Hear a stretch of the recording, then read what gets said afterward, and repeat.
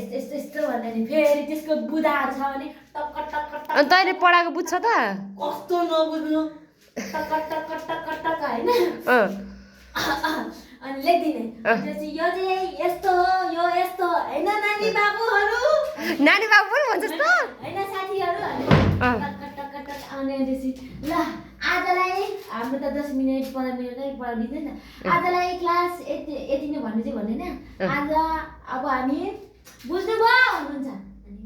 बुझ्यो भन्छ ल के बुझ्नु भयो तपाईँहरूलाई म क्वेसन गर्छु है त भनेर एउटा फ्याक्ट उठाउने त्यसलाई आएन नजान्ने को हल्ला गर्दै थियो पढ्ने बेलामा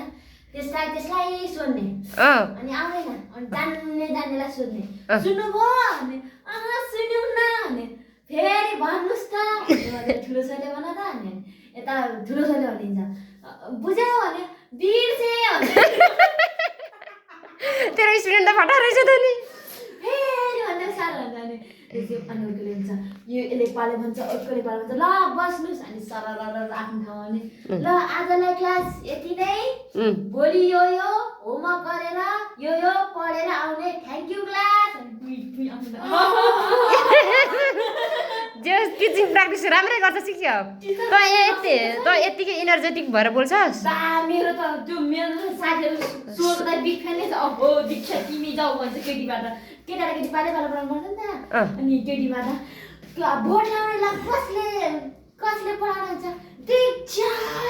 भन्छन् तेरो होइन त अलिक लुसुके भएर पढाउँछस् होला जान्दिनँ भन्छु म जानिनँ के भन्छ दीक्षा कि दीक्षाको दीक्षा अस्मिताले दीक्षा आउनु लाउँछ सबैले दीक्षा टुई लाग्छु कसले भनेको त्यसलाई पनि क्वेसन सोध्छ अनि तेरो त्यो अस्मिताले चाहिँ पढाएको छैन टिचिङ पढाएको छ जे होस् एजुकेसन भएपछि यतिको भएपछि टिचर बनिन्छ होइन काली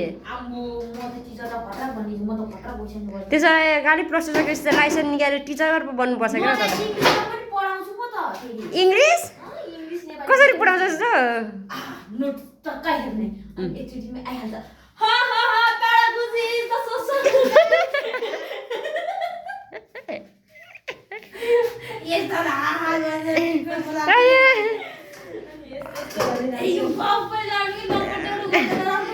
काली तैँले पत्याउँदो रहेछ कि नपत्याउँदो रहेछ गफ त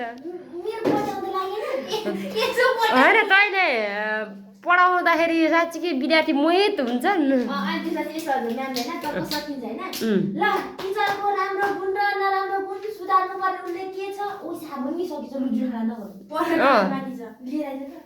अनि राम्रो गुण र नराम्रो गुण भन्नु होइन टक्क सबैले केटापाटीलाई सुटमा भन्नुहुन्छ अनि केटीलाई पाटी भन्नुहुन्छ तेरो चाहिँ के सुधार्नु पर्ने अरे मेरो त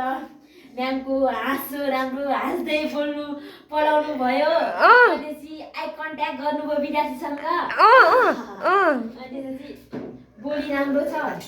नराम्रो पक्ष नराम्रो व्हाइट बोर्डमा लेख्दाखेरि डीको अलिक सिधा त्यसपछि अरू सब ठिक छ डीकोमा त्यति नै हो एकदम हाँसेर पढाउनु भयो त्यस्तो भन्छ कतिचोटि भयो टिचिङ प्र्याक्टिस गरेको भयो 3-4 चोटि त्यसो भए काली त्यसो भए त टिचर बन्नु योग्य छेस् योग्य छु अरे मलाई सबैले भनिसक्यो टिचर बन्नु खडा गरे गर्नु न म भरे मेरो बोर्ड इक्जाम आउँदैछ म बोर्ड इक्जामको तयारी भनेर स्टोरीमा रुई नगाली रुई यस्तो टिचर छ मेरो बोर्ड इक्जामको तयारी मेरो खडा गर्न आउँछ एकदम बोर्ड इक्जामको तयारी भइरहेको छ मेरो हेर मेरो यहाँ बोर्ड इक्जामको तयारी राम्रो छ होइन ए प्लसको 100% कसो नआउला होइन गोजिबी पब्लिक हाई स्कुलको कसम यार गोजिबी ल्याएर कति हजारको ओइ कति पो ल्याएको थियो पोर फर्स्ट सेकेन्ड थर्ड हुनेले गोजिबी त 3.7 वाटो टपर 3.7 त्यति मात्रै